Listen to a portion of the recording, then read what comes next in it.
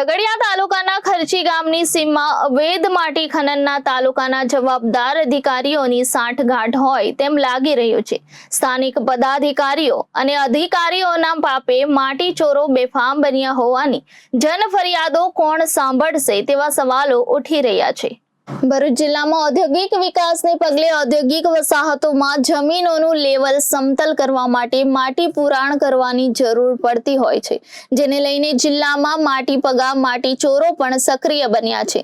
જિલ્લામાં ઘણા સ્થળોએ લાંબા સમયથી આડેધડ માટી ખોદકામ થઈ રહ્યું છે અને રોયલ્ટી વિના રોજની હજારો ટ્રકો ભરીને માટી એકથી બીજા સ્થળે લઈ જવાતી હોય છે। ત્યારે જિલ્લામાં ભૌગોલિક દ્રષ્ટિએ મહત્વનું સ્થાન ધરાવતો ઝઘડિયા તાલુકો પણ માટી ખનનમાં પાછળ નથી। તાલુકામાં લાંબા સમયથી માટી ચોરો સક્રિય બન્યા છે। આ માટી ચોરો એટલી હદે બેફામ અને માથાભારે બન્યા છે કે ઘણીવાર તેમને નિયમો બતાડનાર જાગૃત નાગરિકોની સામે થઈ જઈને મારામારી પર પણ ઉતરી જતા હોય છે। ઝઘડિયા તાલુકાના ખર્ચી ગામની સીમમાં પણ ગેરકાયદેસર માટી ખનનનો મુદ્દો પ્રકાશમાં આવ્યો છે। આ સ્થળે રોજ મોટી સંખ્યામાં ટ્રકો ભરીને માટી અંકલેશ્વર તરફ લઈ જવાય છે। આ માટી ચોરોને ગામના સરપંચ તલાટી જેવા પદાધિકારીઓ અધિકારીઓના છુપા આશીર્વાદ હોવાની વાતો ઉઠવા પામી છે। તેમજ તાલુકા સ્તરેથી મામલતદાર તેમજ પ્રાંત અધિકારી પણ આ બાબતને આડકતરી રીતે પોષતા હોય છે।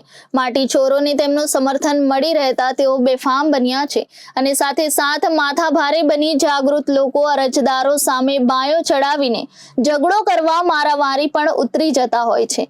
ઝઘડિયો તાલુકો વિપુલ પ્રમાણમાં ખનિજ સંપત્તિ ધરાવતો તાલુકો હોય, પથ્થરની લીઝો, નર્મદામાં રેતીની લીઝો ધરાવતા લીઝ ધારકો આડેધર રોયલ્ટી ચોરી, સવારે એક વખત રેતી રોયલ્ટીની પાસ લઈ આખો દિવસ કરીને રીતસર સરકારી તિજોરીને ચૂનો લગાડતા હોય છે। તેમાં માટી ચોરીનો મુદ્દો મેરાતા બે નંબરિયા ખનિજ માફિયાઓની સાથે સાથે ભ્રષ્ટ અધિકારીઓના પણ ઘી કેળા થઈ રહ્યા છે। ત્યારે ઝઘડિયા તાલુકાના ખર્ચી ગામે થઈ રહેલ અવૈધ માટી ખનનને અટકાવવા રાજ્ય સ્તરેથી તટસ્થ અધિકારીઓએ આગળ આવવાનો સમય ખરેખર પાકી ગયો હોય તેમ દેખાય છે।